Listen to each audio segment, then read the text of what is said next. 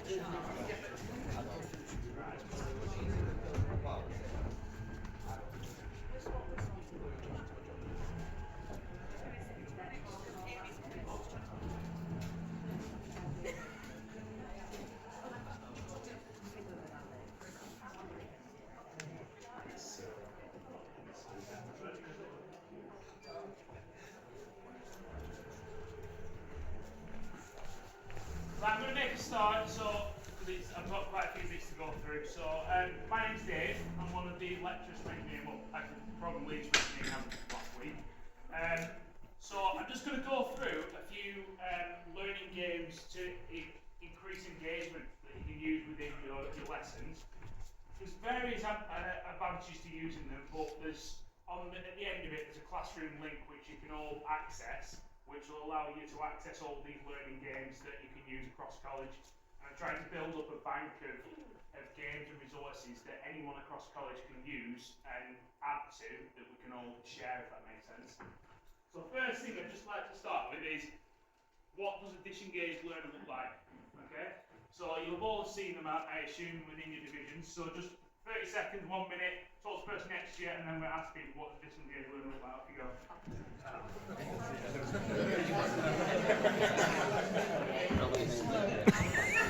You couldn't see too much anti-social people. It's true though, isn't it? It's not, it's actually the middle. Come with the next.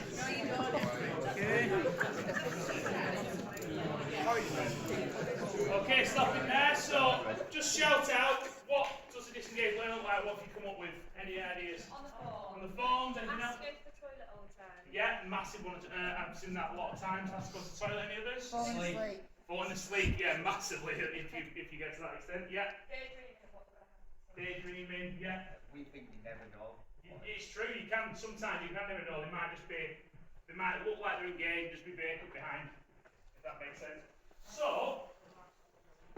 Engagement is obviously massively important within education. So obviously it's really important to keep students engaged, and the engagement then feeds the learning. So there's a few quotes there about engagement from various different places. I'm not going to read them out because you're all capable of reading at this stage. Okay. Right. So I'm going to start with a game. I quite often do this game with students just to get them to engage at the start of lessons. So. Have any of you played the game Heads Up on the phone? Yeah, so it's kind of a spin on that. So all you need to do is write. If you're with your division, you can pick a word that's related to your division. If you're not with your division, you can pick an animal, whatever. I want you to write a word on your post-it note. Don't show the person next to you. You're then going to give that to the person next to you, and they're going to stick it on their head.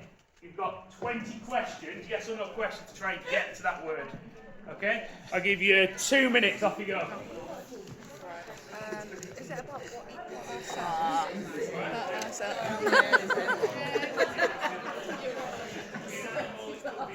it's a big decision, isn't it? It's taking a lot of time. We've chosen a member of staff in the division. So yes, no question. Am I male? Yes. Your go. Am I female? No. Do I teach in your area? Yes. No. The area you've chosen for where they teach, I'll go with what you're going with. What? Don't get me a big forehead in this. Sometimes. Yeah. No. No, you're not. They're very good. I might back you up. Describe the way it's like, You know what where plate stuff was goes. Okay, yes. Yeah.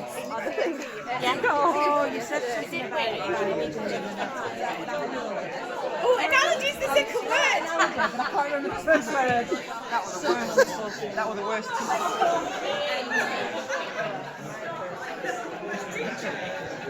52mm, it's an interesting one.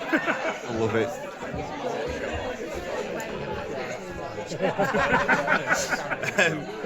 Does it live on land? Can, but prefers not to. Could be there for ages.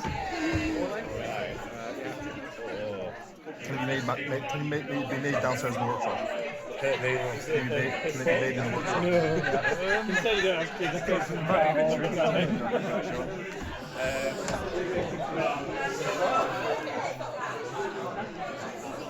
Okay, we'll just stop. So we'll just stop there. So you get the idea how very quickly you can use that to get the students engaged and start a lesson. You can differentiate that or scaffold that by basically either providing words to students that need the help, or if you get a more able student that is flying ahead of everyone else, you could basically give them a word that's a more difficult word. Really good for introducing vocab or also reiterating vocab across the subject. Okay? Everyone enjoy that? Yeah? Okay, so that's what the slide looks like that I've made, which obviously you'll have access to. You just basically change what you want on it, so they're all there ready to go. You just basically change, write a material word on, write a anthology word on, whatever you want it to be. Okay, another one I've got, Who's in the Bag? Have any of you played Who's in the Bag? Yeah, so basically you have a bag of cards, and on each card they have a word or a phrase that relates to your subject. The students have got to try and get through as many as they can within a time limit. So you can do it in teams or you can do it individually to speed up vocab and speed up recognition of those words and phrases. Okay, this is one that was shared to me by Catherine from our team. Jeopardy Labs I saw that was really, really good. Basically, it's an online platform that anyone can access completely free.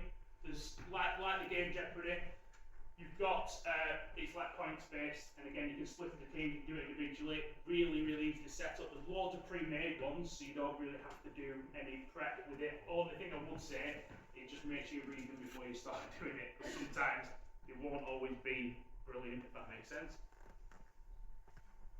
Okay, this is another one I use. So just just on this one on the board here, there's 4 pictures there, 5 pictures. On that board there, this is one that I use quite often. You've got 5 pictures. Can you, to the person next to you, tell them which one will be the odd one out? Now I know this is very related to engineering, but you might have students turning around saying, well, the top right one's the odd one out because there's a man in it. Okay? Which is fine, because it's a starter, it's a quick activity. For the more able students, they're going to turn around and say, well, some of them are gas methods, some of them are manual methods. They're going to pick different things. You've got that really variation about ways they can identify it, and it doesn't actually turn anyone off because they can all get involved within some aspect of it. Even if it's something as simple as the one in the middle, this is what Adam said to me, the one in the middle's got a word on it. Okay, Tarsian puzzles, have you come across? Sorry? Oh, there's no wrong or right answer. That's the beauty of it. So you could pick one, but the beauty of it is there is a isn't one wrong or right answer. So it allows students to be engaged. Tarsi puzzles are a really good one. They do take a bit of setting up these. So basically they're like a jigsaw puzzle. They are really, really good for engaged students. Really good for wrapping up at the end of a session to make sure they have the understanding and assessing it. Can be really good at start sessions, but they can be quite lengthy, so it's worthwhile noting that. Okay, this is another one to use. So, dead easy to start with. Basically, put a lot of words up, and they have to write the questions to those words. So, there can be multiple questions for each one, and there's different options for each one. There's no wrong or right for each one. As long as they come to that word, they come to that answer, there's ways of going around it. There's some interactive word searches, some bingo makers. I quite like the bingo one because what I do there is I'll talk about a subject or I'll be going through it, and they'll give the students a bingo card. And then if I mention that word in the lesson, they'll do it. And then at one point, some student will shout up and say line, or shout up and say bingo, and you get, oh yeah, we've got that, and it's getting that. You can also use it if you're asking questions, you don't tell them the answers, and then they say, right, oh, that's the answer to this, cross it off, that's the answer to this, cross it off, and they can build up that really, really quick recognition of it. And then at the end, you can talk about which answers they should have got, why they've got them. Okay, this one, it's a bit like dominoes. Okay, so this one basically, you've got these, this is the layout for typing it up on. The answer to the previous question, the answer to the, on the card, there's a question and answer for each. The answer to the previous one links to the question for the one before, so it allows you to go around in a circle. You can time it, and you can do have it so they can do it faster, or it can be used individually as like a dominoes piece. So they've got to sort them all out and link them all together. Again, that one can be really, really well used to do exam prep and things like that, because the questions can be one-word answers, one mark questions, or one-word answers for you to work through. Okay, I assume everyone's seen Who Wants to Be a Millionaire? Yeah. So this is one I found on Slide Lizard. I've got the full format for it. I think Steve used it in a lesson. Yeah. Enjoy it, yeah? Yeah. So this one has got all the sounds and all the animations that the actual Who Wants to Be a Millionaire game has. And it's one of them things that it takes a bit of setting up to begin with, but once you've got it, you can use it again and again and again, and you can change very, very simple things to go through it. This one I pulled from the A-level department, which I thought was really good. Jenga, and the Jenga set is numbered, okay, and basically the questions on the pieces relate to the numbers. So rather than it being when it falls over everyone loses, it's a case of who's got the most points when it falls over. You can also vary it with, if you've got numbers 1 to 20, they can be the questions, but you can also have it if you've got coloured ones, because I know they've got the coloured set. The different colours can relate to different difficulty of questions. So really, really simple ways of doing it, really, really simple ways of assessment, and really, really good for exam prep and revision. So I used it for revision for one of my exams, and the students absolutely loved it, which was really good. So I think that's about me done. So basically, there's 24 games at the moment and 7 links that I've put on there onto a Google Classroom. Now, that's the Google Classroom app code. You're more than welcome to add yourself to it. If you want to add anything to it, just pop it on the stream and I'll put it in the Google Classroom. If you think of anything else that's really good that you'd like to put on it, please add it on, and we'll just add it up. And the idea is to build this really big bank of resources that we can use across college-wide.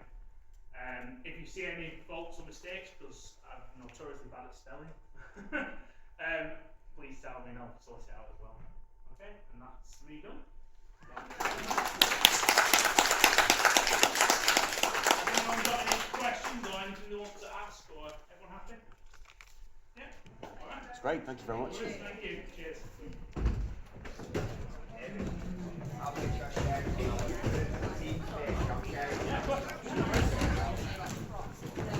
Thank you very much. Oh, sorry. Yeah, I wonder what you were doing.